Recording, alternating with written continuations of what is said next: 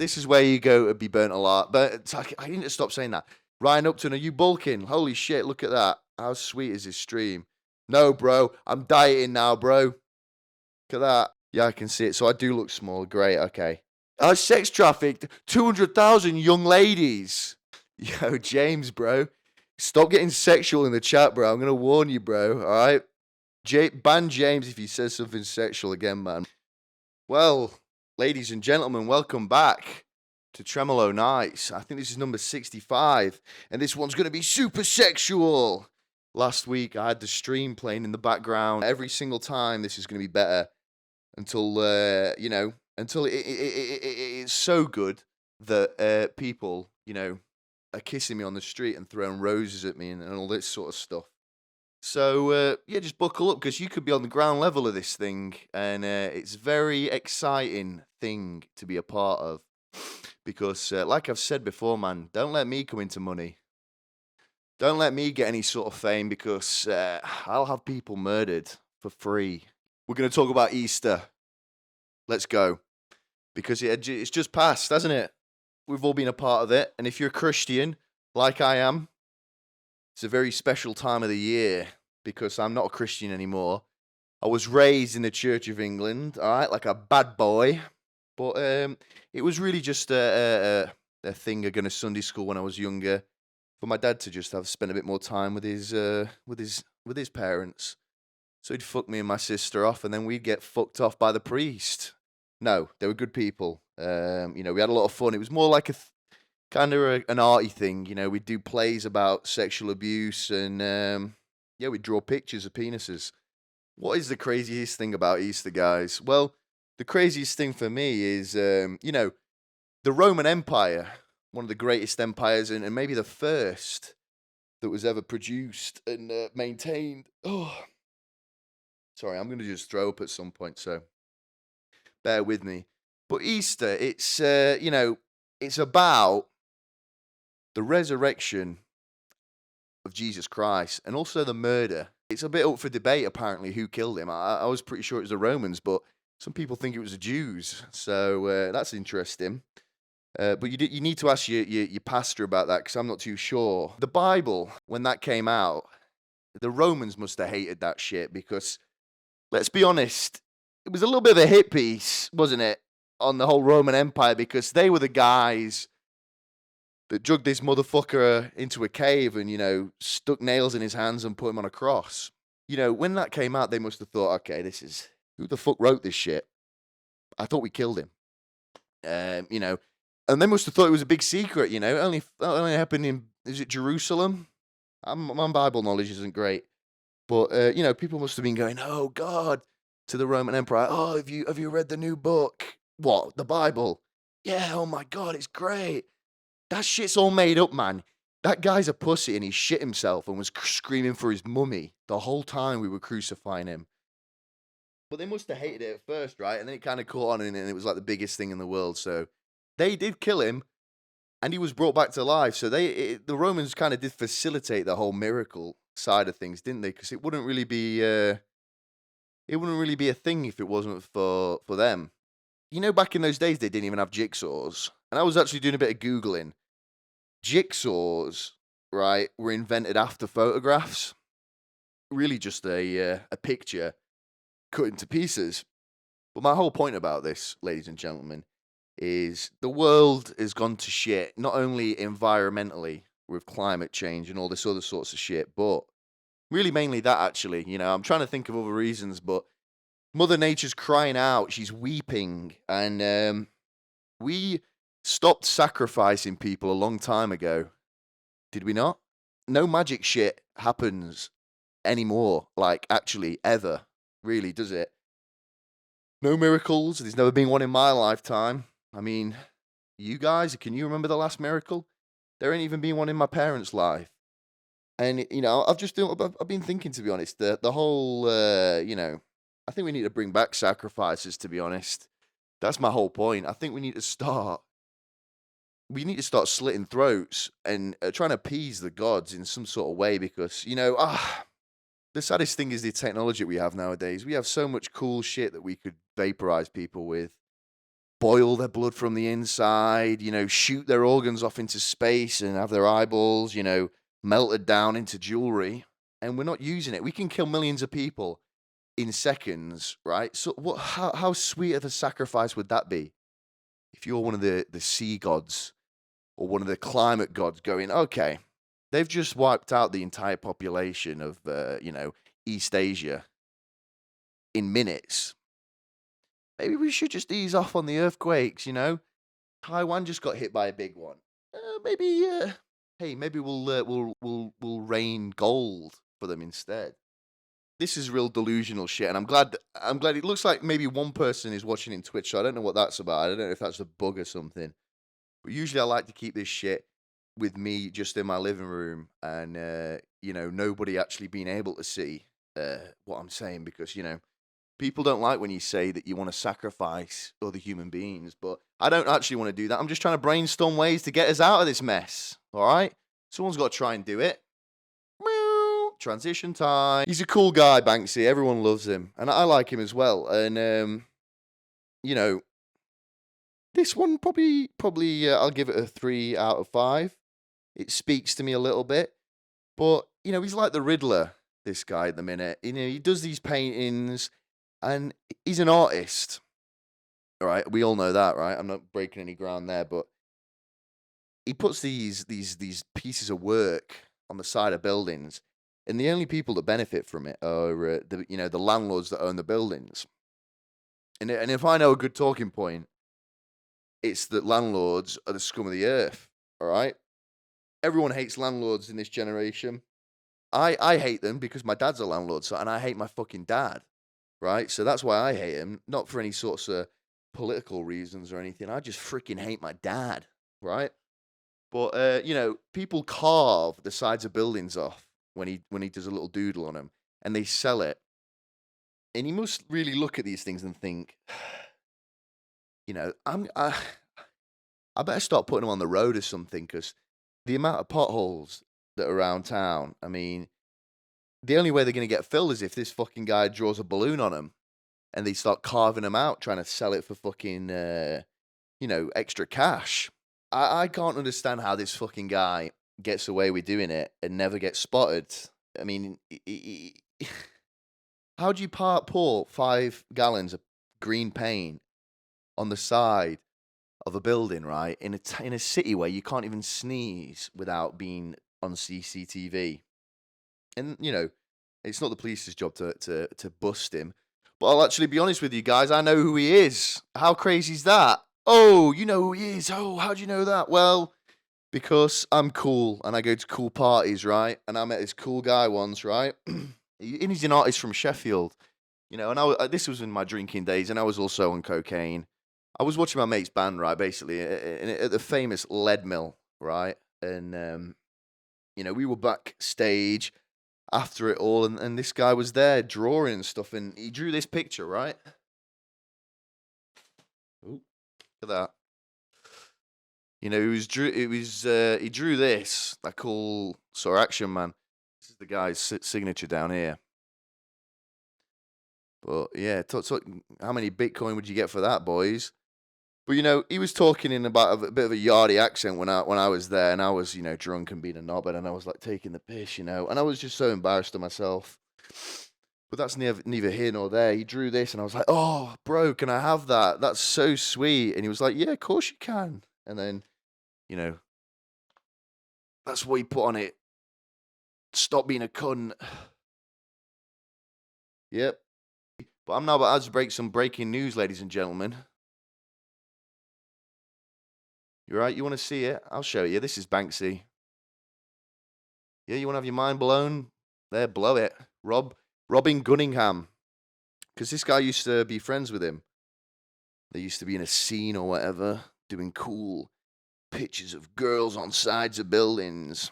He told me who his name was, and I googled him, and that's Banksy, ladies and gentlemen. So breaking news. What I've been talking about, this fucking idiot, whoever owns this building, is like covering it up with like plexiglass and all this sorts of shit. Look at it, he's got a team of fucking travelers boarding up a tree with a bit of paint behind it, right? It looks like the back of a fishmonger's. Who the fuck wants to look at that? I mean, so you know what? I'm just making a personal call to Banksy. Hey, bud, please, can you start painting the sides of hospitals so we can get a new wing? Or maybe fucking prisons. Do some prisons, dude, and then they might build some more space so we can arrest more people. Because that's the society I want. I want everyone to be arrested. The mainstream, right? The underworld. We all go there. Everyone's scared of it. I've not met a motherfucker that isn't. And the underworld really is just a place that I'm calling where we go when we perish. And that can be heaven, or it can be hell. My nana and granddad got cremated when they perished. And they've been on the floor the whole time since we've got them. It's a weird thing having ashes and stuff, you know. I don't think I want to be burnt alive. Well, obviously I don't want to be burnt alive, but I don't want to be burnt when I'm dead either. Shit, put me in the ground just in case. I mean, skeletons and sort of reproduction and stuff. We could have a lot of fun, I think, if people just allowed people just to decompose naturally. But what this is all about is a funeral directors in a little town called Hull, right? Look at this. Look how serious this is. There's a funeral directors in Hull being investigated due to concerns about the storage and management processes relating to care of the deceased. That's a mouthful. I think these guys are running a bit of a loosey-goosey ship. I don't know if there's a picture of it anywhere we can see. Look at these guys. Oh, yeah. Are these the naughty ones? I don't want to just start slagging them. I mean, look at these. Do you want these people handling your dead bodies? Jesus Christ. I mean, there we go. So this is where you go to be burnt alive. But I need to stop saying that. This is where you go to be burnt when you're dead. And there's nothing much fancy about it, is it? And it doesn't need to be fancy. They've been mixing up the ashes, and I don't know if they've been putting them together or just really been completely negligent in labeling. But the police have come out and they've said, listen, when you're burnt, we can't be telling you who's who. When I first saw this story a month ago, they made it seem so serious, and everyone was taking it so seriously. It never really connected to me that this kind of is a serious thing, but look at this photo, the press conference. They only do this shit when a girl goes missing in Portugal. They're not usually busting out, the paparazzi and the big microphones for dead people. It is a crazy thing if, you've got your dead mum on the hearth for 20 years and then you come to find out it's actually a rapist from Hull, not your mum. That would probably be a little bit sad. That would be probably something that, you'd want somebody to be punished for. And I think, to be honest, it's not a crazy jump to make if somebody is mixing up the ashes. Can we at least say they're probably having sex with the bodies? I would. Shit, no evidence. And I keep giving away all these tips of the trade. Listen, I'm bringing out a book. I'm bringing out a book soon called How to Kill People and Get Away with It. If anyone's interested, so that'll be on my links. But I'm saying this as a joke, obviously, because I know the police take these sorts of things seriously. I've never killed anyone, and I never probably will. All right, not on land anyway. Hey, out at sea, that's a whole different story, I believe. Tech investor buys crypt next to Marilyn Monroe and Hugh Hefner. Bro, give it a rest, right? She can't even have a bit of peace and quiet in the afterlife. It's the saddest thing that I've ever read this because I'm more sad for Marilyn Monroe and I'm thinking that she's still alive, right? And did you guys actually know she died at 36? This guy, can you imagine him being Marilyn Monroe and Hugh Hefner? I mean, and this idiot buys the crypt in between you two. It's like in school, when you're all on a table with the boys and the teacher puts the loser kid, freaky kid, right? All of his own doing, a real freak, nothing sort of disability-wise, just a kid that no one likes, right? And he gets put on your table. Hugh Hefner must be looking at this guy and thinking, Why do you deserve to be in hell? What, you made Flappy Birds? Bro, I sex trafficked 200,000 children. I sex trafficked 200,000 young ladies. And you just what? You just pay £154,000 and you get to lay in the same crypt as me. I don't like that. That's what Hugh Hefner would say, by the way. That's not coming out of my mouth. But £154,000 to be in between two of the biggest sex icons of the last century, that doesn't seem that expensive. Does that seem expensive to you guys? I mean, there's one person watching this on Twitch. I mean, we could have a whip round tonight and probably get close to this. Usurp this guy. What if I bid 155,000? Then maybe I get to go next to her. And I'm sure she'd like me a lot more. I smell nice. But I want to be in the ground, I think. I don't want to be in the fresh air like this crypt. Let me try and... This is Marilyn Monroe, obviously, but let me try and find pictures of this. This looks bad. This doesn't look something like peaceful. It looks like the things they store you in before they're about to do like the post-mortem. This doesn't look like a place for eternal rest. Look at this quote that I've pulled from the article, right? I've always dreamt of being next to Marilyn Monroe for the rest of my life. And I bought Hugh Hefner's round bed and Marilyn Monroe's bathing suit at Julian's this weekend. Can you imagine this guy being your dad? Coming out and saying shit like that. You've got to go to school and he's saying he's always dreamt of being next to Marilyn Monroe. Your wife must just love you. I mean, she's definitely not trying to poison you and, take some of that fucking money that you're spending on bathing suits and crypts. Transition. Boom. Death and all this sorts of stuff are very sad. And, Marilyn Monroe was a very troubled person, as I'm being led to believe from various sources, mainly just that Elton John song. What was it? Goodbye, Norma Jean. Was that her actual name, Norma Jean? Hey, man, I'm a fucking good guy. Norma Jean, you never know this is hell, only had the physical song. You came out of the woodwork. Ryan Upton, are you bulking? Holy shit, look at that. How sweet is this stream? No, bro, I'm dieting now, bro. Look at that. Weak little boy. I'm on my Dean, bro, right? I don't know if it's still Ramadan, but I'm still taking it seriously. I lost so much weight last week that I just thought, it's time to start dieting because I want to be light on my feet, ladies and gentlemen. So thank you for that, Ryan. Can everyone see that? Can you see that, Ryan? I'm pointing at your name like that. So yeah, I've stopped bulking and I've been back at the gym this week, and just feel it just sucks not being able to lift as much. But it also feels better that why does it feel better? It feels better if your clothes fitting you better.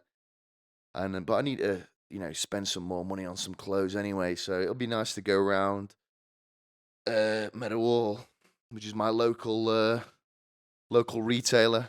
Yeah, I can see it. So I do look small. Great. Okay. All right. That's sweet, man.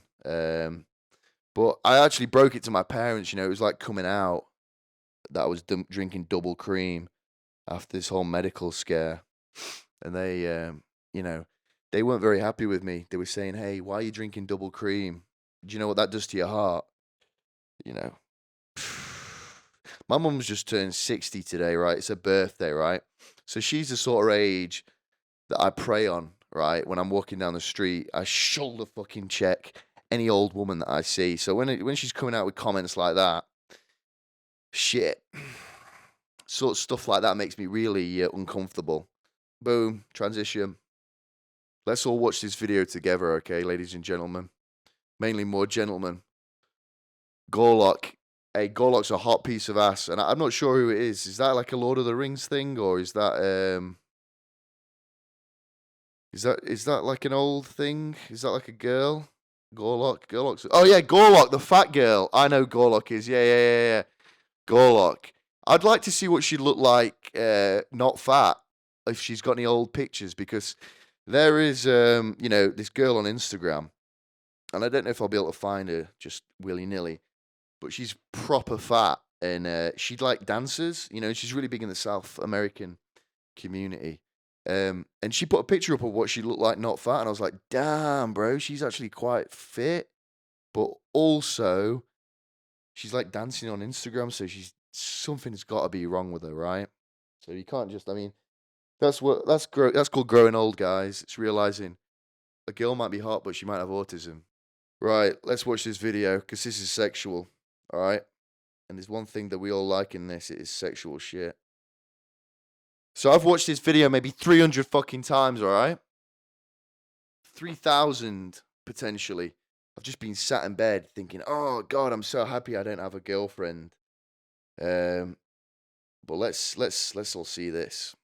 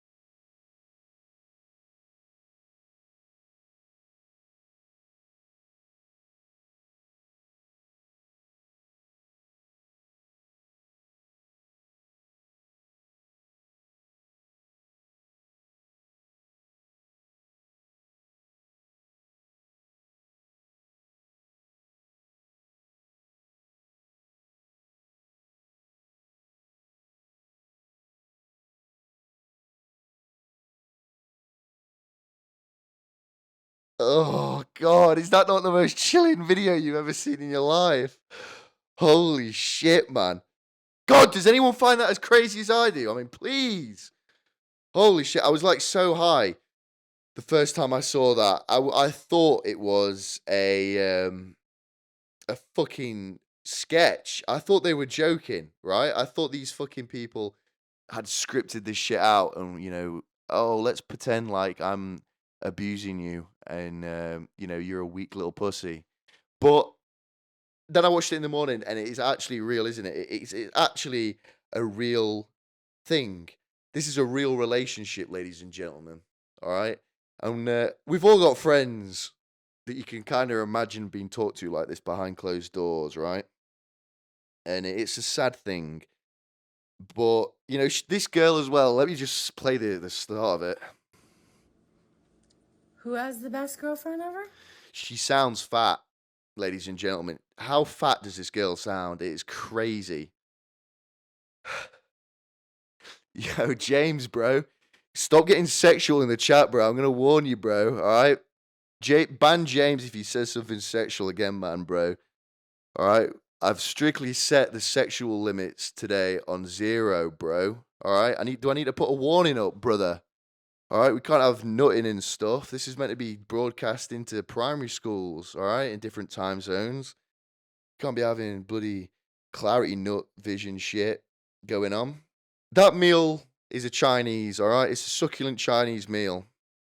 All this stuff, right? 2 Chinese, and it looks like, right, a third Chinese meal.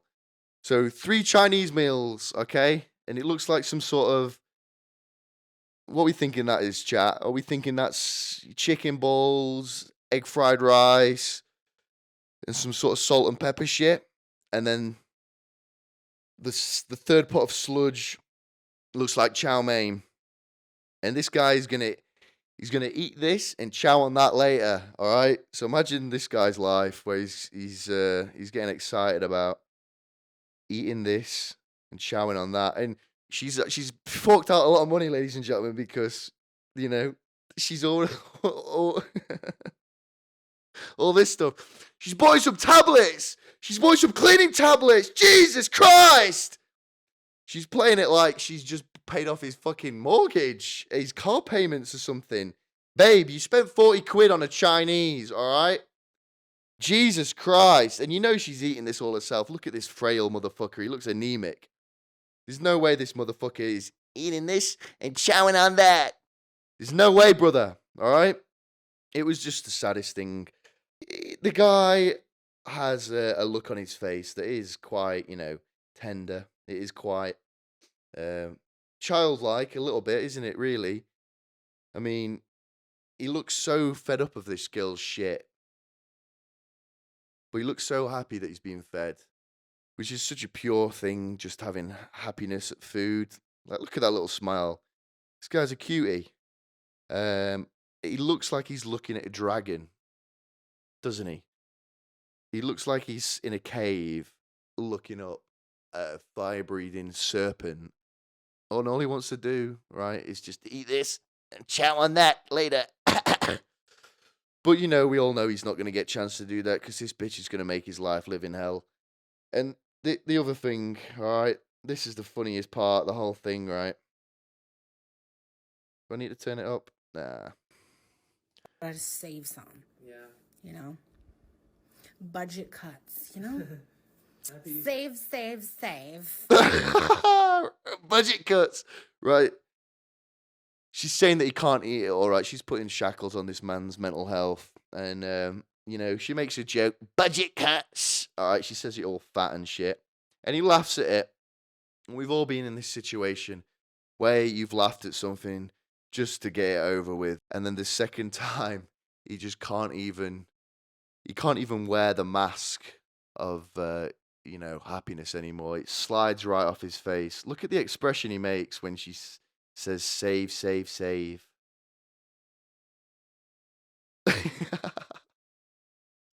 It's fucking, honestly, it's the most brutal thing I've ever seen in my life, this. But yeah, we've all had that. We can all relate to that, can't we? When, maybe you're talking to the boss at work or a girl that you're trying to impress and, you laugh at the first joke and she says the same joke again and you're like,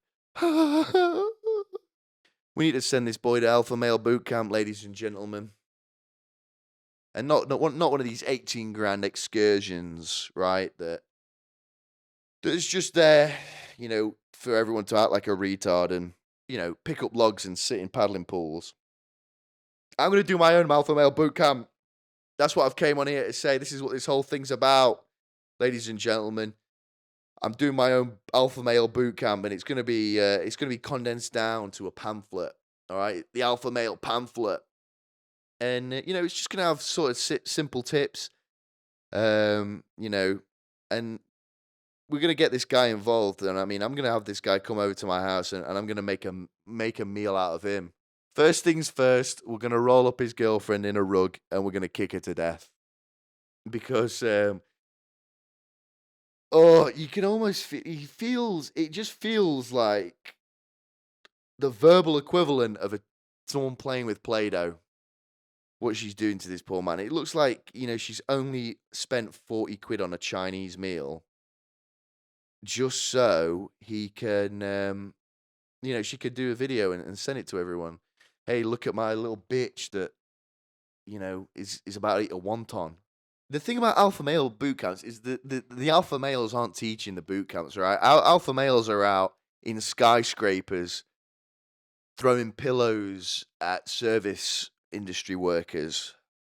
Alpha males aren't sat there throwing sand at, autistic kids that want to, play dress up as a soldier.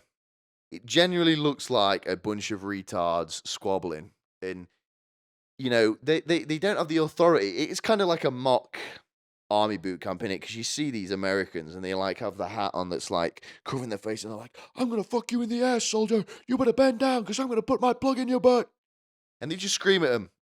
The alpha male shit is just tedious, man, and it's not cool. I mean, I don't know why everyone wants to be an alpha male because I am one, right? And listen, it's not all it's what it's cut out to be. It's not all cool shit, right? And air fresheners. It's not all cool cars, right? It's work. It's constant, right? You've got to constantly think you're better than everybody in the room. Now, that's a hard task to do, to wake up in the morning and lie to yourself that you are, strong, undefeatable, and unobtainable. what actually happens when they graduate these boot camps? Are they getting given, awards, or are they getting a framed photo of them dressed up in alpha male gear that they can give to the family? Because it's a sad thing. Because I've been to houses, with my job and stuff, and parents proudly put up pictures of children in the armed forces and stuff, and I just can't see them doing the same thing.